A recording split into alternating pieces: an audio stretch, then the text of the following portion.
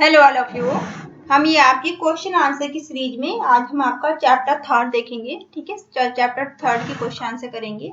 ये आपका इग्नू का है ESO 12। ठीक है, ये हम क्वेश्चन आंसर ESO 12 की कर रहे हैं। ये आपका सब्जेक्ट है भारत में समाज। ठीक है, भारत में समाज, सोसाइटी इन इंडिया।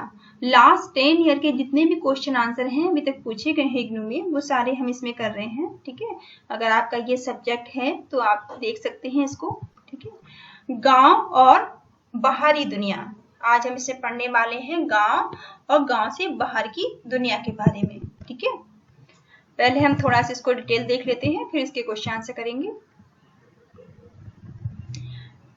परिचय में इसमें क्या बताया गया इस चैप्टर में कि गांव और बाहरी दुनिया से तात्पर्य गांवों का संपर्क अन्य क्षेत्रों से होने से है। ठीक है, गांव और बाहरी दुनिया से तात्पर्य क्या है?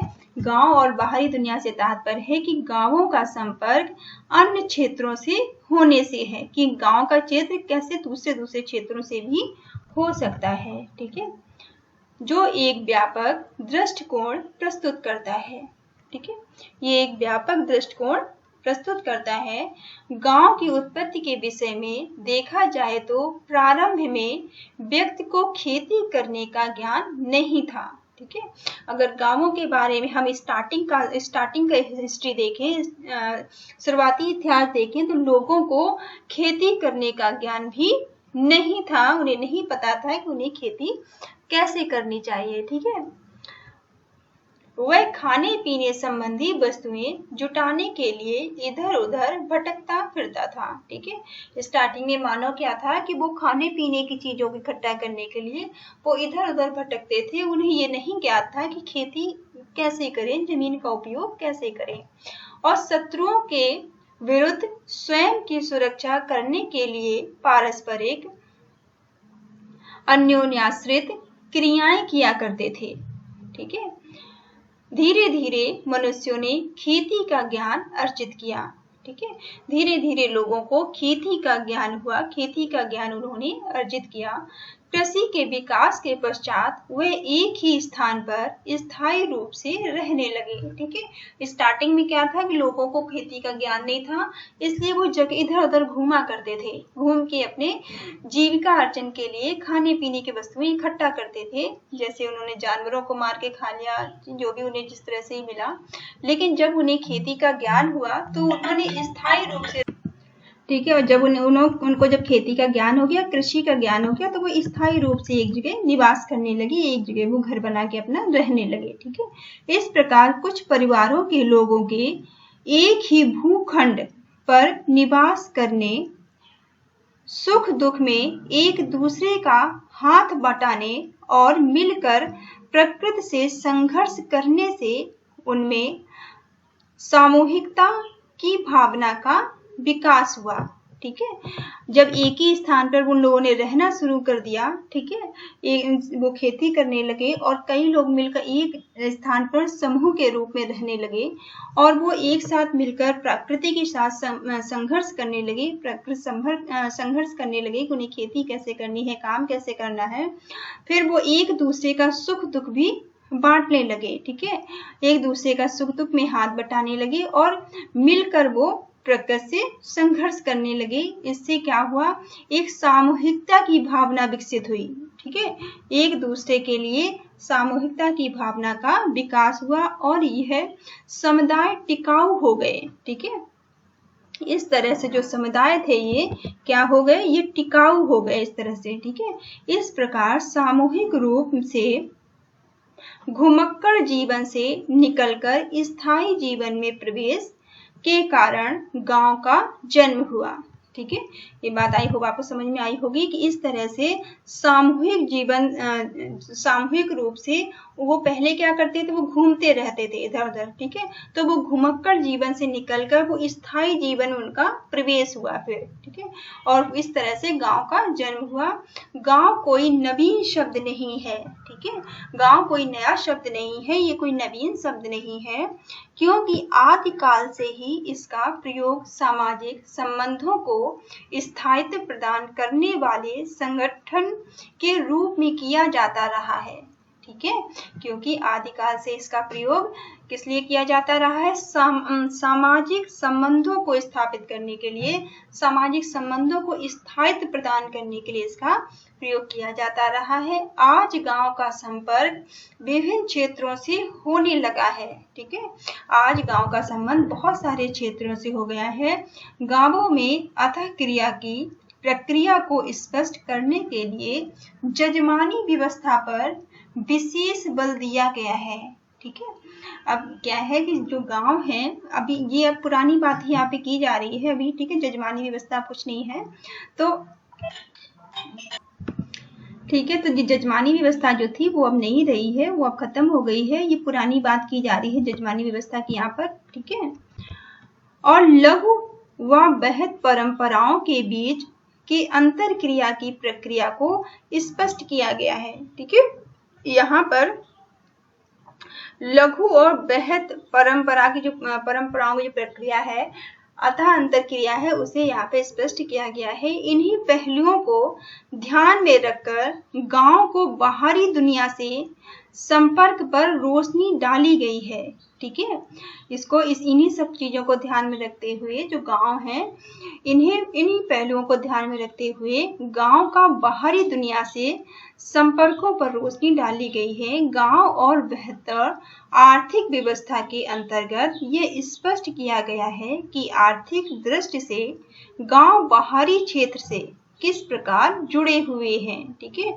ये आर्थिक दृष्टि से ये देखा गया है कि गांव और बेहतर आर्थिक व्यवस्था है, आर्थिक व्यवस्था के अंतर्गत ये स्पष्ट किया गया है कि जो आर्थिक दृष्टि से जो गांव है वो बाहरी क्षेत्र से किस प्रकार जुड़ सकते हैं, ठीक है। प्रथम विश्व युद्ध से पूर्व आर्थिक अंतर निर्भरता, ठीक है, जो पहला विश्व युद्ध हुआ था इससे पहले की स्थिति क्या थी इसको देखते हैं। लगभग 19वीं शताब्दी के मध्य तक भारत के गांव न्यूनाधिक, ठीक है, न्यून अधिक आत्मनिर्भर एवं स्वयं पूर्ण इकाइयां थे, ठीक है। लगभग 19वीं शताब्दी तक गांव कैसे थे? 19वीं शताब्दी के मध्य तक जो भारत के अंदर जो गांव थे वो ठीक है, न्यून अधिक आत्मनिर्भर थे और स्वयं पूर्ण इकाइयां थी, वो अपने आप में पूर्ण थे। ग्राम वासियों का बाहर के लोगों से कोई संबंध नहीं होता था, ठीक है। जो गांव में रहने वाले लोग थे उनका किसी बाहर के लोगों से कोई संबंध नहीं होता था। उनकी सभी अनिवार्य आवश्यकताएं गांव में ही पूर्ण हो जाती थी, ठीक है। उनकी जितनी भी जरूरी आवश्यकताएं हैं वो कहाँ पूरी हो जाती थी? वो गांव में ही पूरी हो जाया करती थी। ब्रिटिश पूर्व भारत में निस्संदेह छोटी बस्तियों का अनुपात काफी ज्यादा रहा होगा, ठीक है। ब्रिटिश से पहले का जो भारत था, ब्रिटिश पूर्व भारत में निस्संदेह, इसमें कोई संदेह नहीं है कि जो छोटी छोटी बस्तियां थी उनका अनुपात काफी ज्यादा रहा होगा, क्योंकि ब्रिटिश काल के दौरान ही, ठीक है, ब्रिटिश काल के दौरान ही देश के कई भागों में बड़ी सिंचाई परियोजनाएं प्रारंभ की गईं, ठीक है। ब्रिटिश काल के दौरान जो बहुत सारे गांव थे इसमें बहुत सारी सिंचाई परियोजनाएं जो थी वो शुरू की गईं, परंतु आर्थिक दशाओं ने भारतीय देहात की आत्मनिर्भरता को समाप्त कर दिया, ठीक है। लेकिन जो आर्थिक दशाएं थी उन्होंने भारतीय देहात जो गांव थे, भारतीय देहात की आत्मनिर्भरता को उसने क्या किया? समाप्त। और यातायात एवं संचार के साधनों ने गांव का संपर्क बाहरी क्षेत्र में बढ़ा दिया, ठीक है। यातायात और संचार के कारण जो गांव का संपर्क था वो बाहरी क्षेत्रों से बढ़ गया।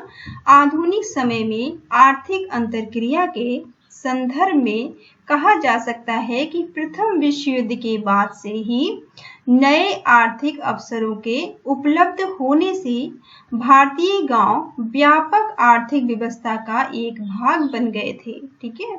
तो ये कहा जा सकता है कि जो पहला विश्व युद्ध था, ठीक है, प्रथम विश्व युद्ध के बाद से ही जो नए आर्थिक अवसरों के उपलब्ध होने से ही जो भारतीय गांव थे वो व्यापक आर्थिक व्यवस्था का एक भाग बन चुके थे।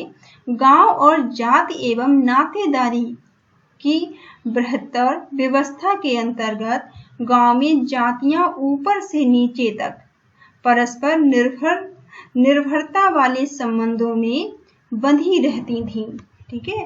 ऊपर से नीचे तक जो जातियां थी वो एक दूसरे पर निर्भर करती थी, कहने का मतलब ये है वो आर्थिक रूप से, कामकाज के रूप से वो एक दूसरे पर निर्भर किया करती थी।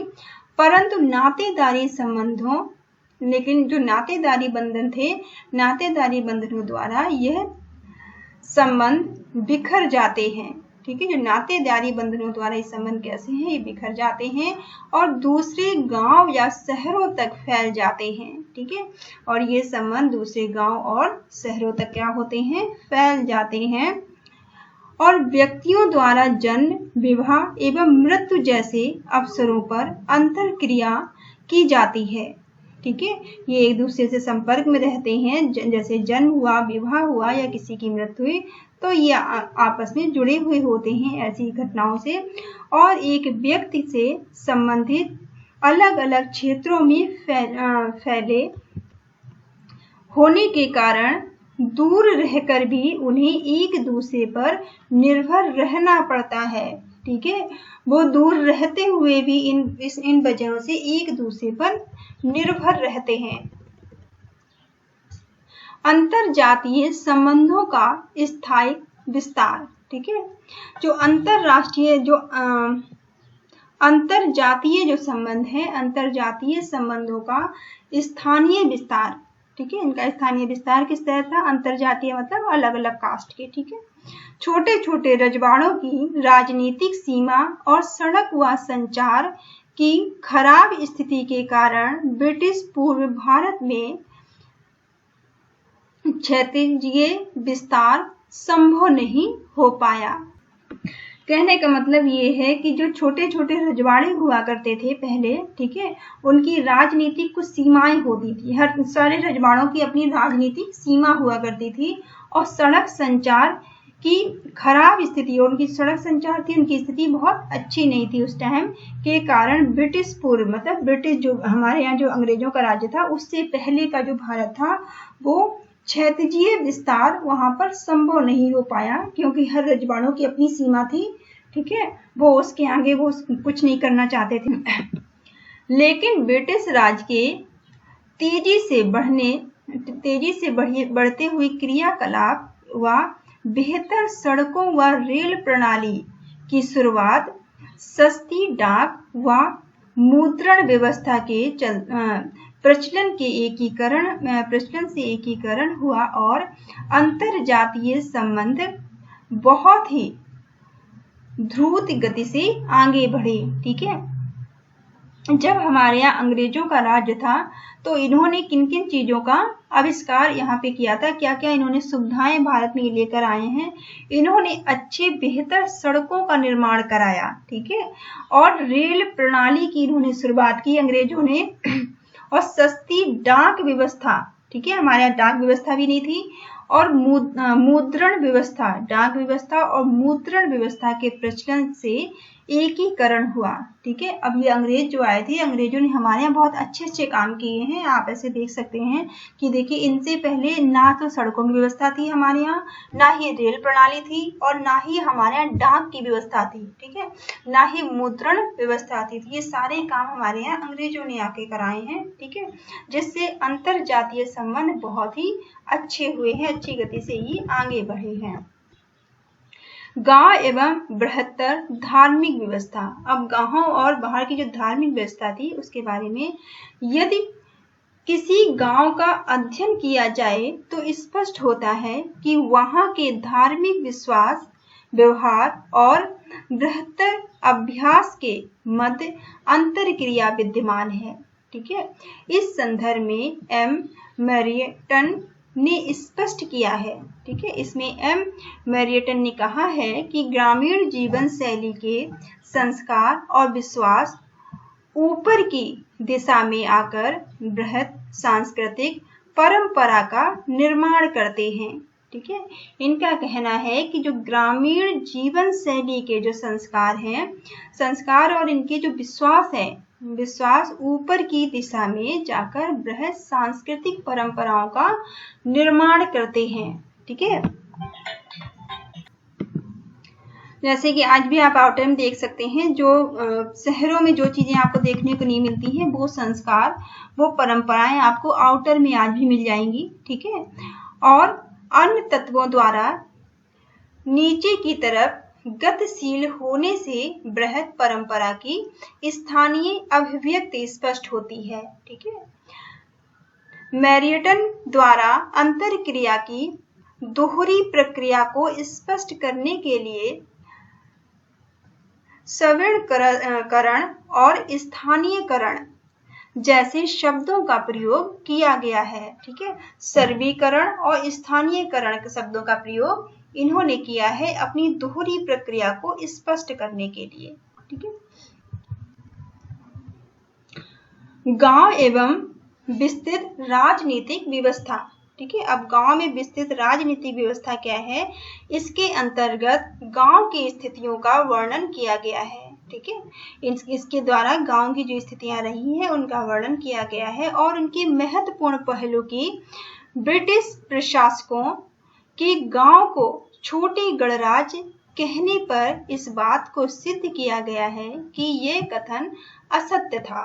ठीक है, इस पर विचार करते हुए और महत्वपूर्ण पहलू जो था, महत्वपूर्ण जो किस्सा था, ब्रिटिश प्रशासकों के गांव को छोटे गणराज्य, जो ब्रिटिश प्रशासक थे इन्होंने गांव को एक छोटे गणराज्य कहने पर इस बात को इन्होंने सिद्ध कर दिया कि ये कथन सही नहीं है, ये गलत है।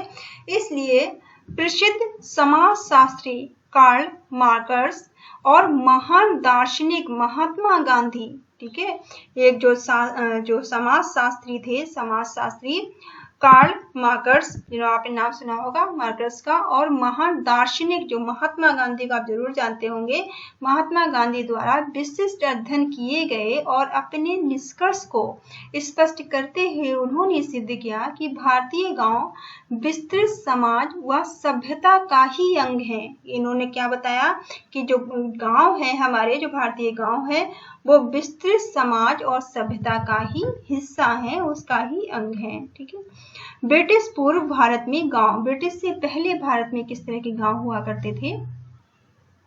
इस काल में भारत में गांव राजनीतिक रूप से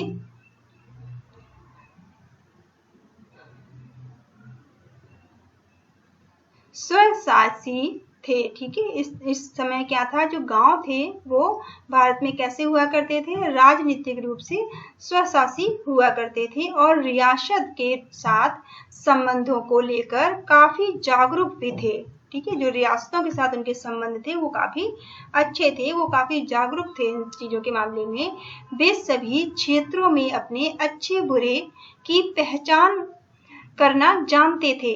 ठीक है, वो क्षेत्रों में अपने अच्छे बुरे की पहचान उन्हें भली बात थी। अपने अधिकारों को लेकर वे विरोध तक कर लेते थे। ठीक है, यहाँ तक कि वो अपने अधिकारों पर आवाज भी उठा लिया करते थे, वो आवाज भी उठाते थे अपने अधिकारों पर। ब्रिटिश कालीन भारत में गांव, अब जब ब्रिटिश शासन आया तो भारत में फिर गांव की क्या स्थिति हो गई? इस काल में संचार के साधनों का विकास होने से ब्रिटिश शासन ने एक प्रभावी प्रशासन की स्थापना की। ठीक है, क्योंकि ब्रिटिश जब आए तो उन्होंने संचार का साधन का विकास उस टाइम उन्होंने किया। इस वजह से तो ब्रिटिश शासन था काफी प्रभावी रहा। ठीक है, काफी एक प्रभावी प्रशासन की इन्होंने स्थापना की और गांव में भी, जो गांव थे उनमें भी पुलिस, सरकारी मुलाजिमों और बड़े अधिकारियों की नियुक्ति की। ठीक है, गांवों में भी इन्होंने पुलिस, सरकारी मुलाजिम और बड़े अधिकारियों की नियुक्ति कर दी। साथ ही न्यायालयों की स्थापना भी की गई, साथ ही इन्होंने न्यायालयों की स्थापना भी की। इससे गांव की शासन के बीच संबंधों में परिवर्तन हुआ। ठीक है, इसके कारण क्या हुआ, जो गांव थे, गांव और शासक थे, उनके बीच गांव के जो संबंध थे उनमें काफी अंतर देखने को मिला, काफी परिवर्तन हो गया और बहुत कुछ पहले जैसा नहीं रहा। ठीक है, समकालिक भारत में गांव। अब समकालिक भारत में गांव की क्या स्थिति है? स्वतंत्रता प्राप्ति के पश्चात आए परिवर्तनों ने गांव को बृहत्तर राजनीतिक व्यवस्था से पूर्णतया जोड़ दिया। ठीक है, जब हमारा देश आजाद हुआ तो उसके बाद जो गांव थे वो पूरी तरह से राजनीतिक व्यवस्था से गांवों को जोड़ने का काम किया गया। गांव के लोगों द्वारा संसद सदस्यों के चुनाव में भी भाग लिया जाने लगा। ठीक है, जो गांव के लोग थे वो भी संसद के चुनाव में वो भी भाग लेने लगे और अंततः क्रियाकलापों में भी सक्रिय होने लगे और जितने भी क्रियाकलाप देश दुनिया में हो रहे थे उन सब में वो सक्रिय अपनी भूमिका निभाने लगे। इस प्रकार आर्थिक, राजनीतिक व धार्मिक क्षेत्रों में गांव का संपर्क किस प्रकार स्थापित होता है इसका वर्णन यहाँ पर किया गया है। ठीक है, तो ये आपने देखा कि गांव जो थे वो किस किस तरह से परिवर्तित होते हुए आज यहाँ तक आप। ठीक है, तो इस चैप्टर की थोड़ी सी व्याख्या थी। इसके बाद हम क्वेश्चन आंसर देखेंगे। ठीक है, क्वेश्चन आंसर हम नेक्स्ट वीडियो में कर लेंगे, नहीं तो ये वीडियो काफी बड़ा हो जाएगा। ठीक है, तो क्वेश्चन आंसर हम नेक्स्ट वीडियो में इसके कर लेंगे। Thank you all of you, thank you for watching.